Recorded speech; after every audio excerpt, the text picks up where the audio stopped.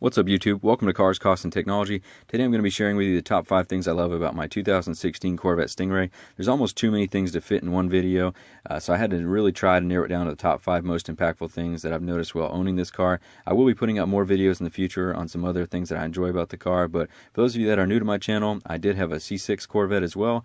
I did make a video on the top 5 things I love about that car.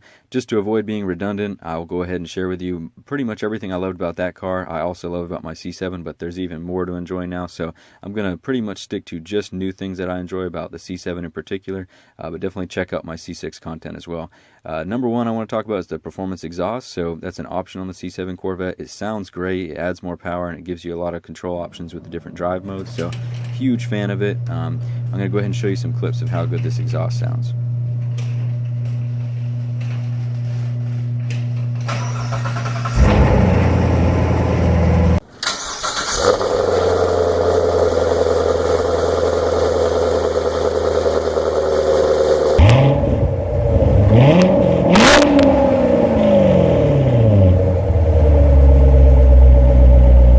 I don't have the best microphone equipment to really show you how good the exhaust sounds, but I think you get the picture. It sounds great. Probably my favorite feature about this car is getting it every morning and listening to the cold startup, so definitely look out for the performance exhaust if you're thinking about buying a C7 Corvette. Next thing I want to talk about is the removable roof. Now, this is not a new feature to Corvettes. My C6 had it, many others have it as well, but I think the way they've implemented it in the C7 is probably the best I've seen so far. It's much more refined and polished. Everything seems to work more properly, and they've actually made the top lighter so it's easier to remove and put in the trunk.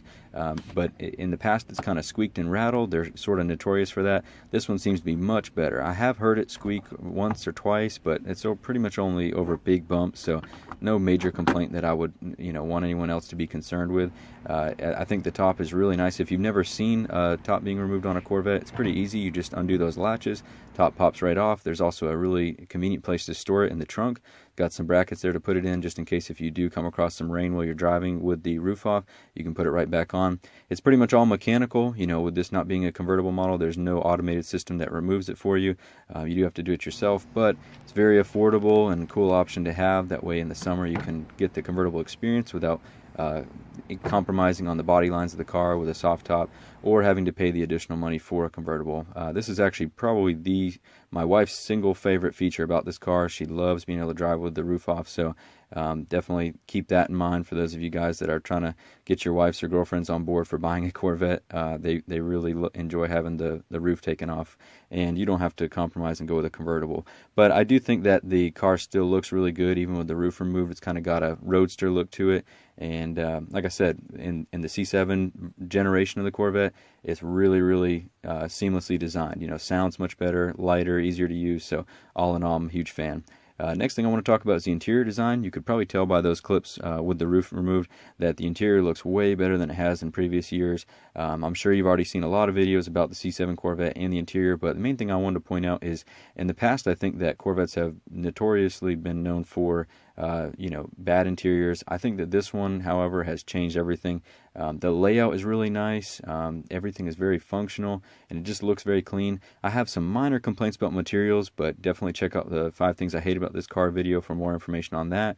But overall, I will say that I really have enjoyed the interior. I'm so glad that they've made these huge improvements, because it was my single biggest concern about dislike about my C6 Corvette. But it's great now. I'm really enjoying it. So within the interior, you've got the infotainment system, of course. I'm not a huge fan of the OEM software on pretty much any auto manufacturer's infotainment system, but on the 2016 Corvette and newer, you can actually use either Apple CarPlay or Android Auto. And Android Auto is really awesome. I'm sure Apple CarPlay as well is awesome as well. I just happen to have an Android phone, so I'm going to show you guys some of the cool features of Android Auto.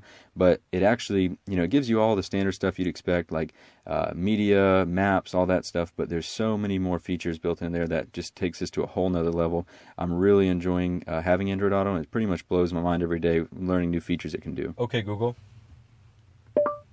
How tall is the Statue of Liberty? The Statue of Liberty is 305 feet tall. Okay, Google. How much horsepower does a Corvette have?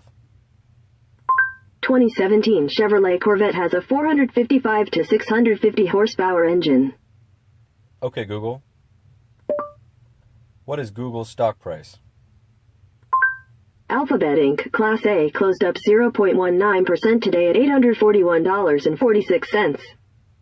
Okay, Google. How far is the Grand Canyon from the Statue of Liberty? The drive from Statue of Liberty National Monument to Grand Canyon National Park is 2,376.5 miles. Okay, Google. What's the weather like in New York City? It's 69 degrees and clear in New York City. So like I said, pretty incredible features and capabilities. Really enjoying having Android Auto, and I use that daily. Next thing I want to talk about is the front end redesign on the C7 Corvette. I've always enjoyed Corvettes ever since I was a kid, but I think that the C7 generation in particular is probably the best looking Corvette so far. I love what they've done with the front end. It's crazy how they were able to make it look so much more exotic, but still keep that classic Corvette look and the lines.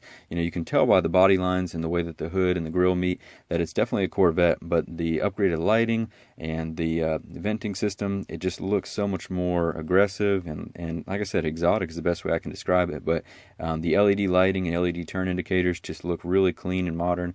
I think overall that they really did a great job with the front end on this car. I may in the future do something to black out my grille, maybe do something with a more aggressive front splitter. Who knows? For now, I'm definitely happy with it, but it's always a plus to be able to walk out to your car, you know, go to unlock it and just look at it and say, man, that's my car. It's beautiful. So, and that's what this front end does to me. I think that I've loved it ever since the day they announced it. I know there's some controversy about the tail lights and how those are redesigned. They kind of went away from the circular lights this year, but anyway, guys, it's not a big deal. They're growing on me, but I definitely love the front end.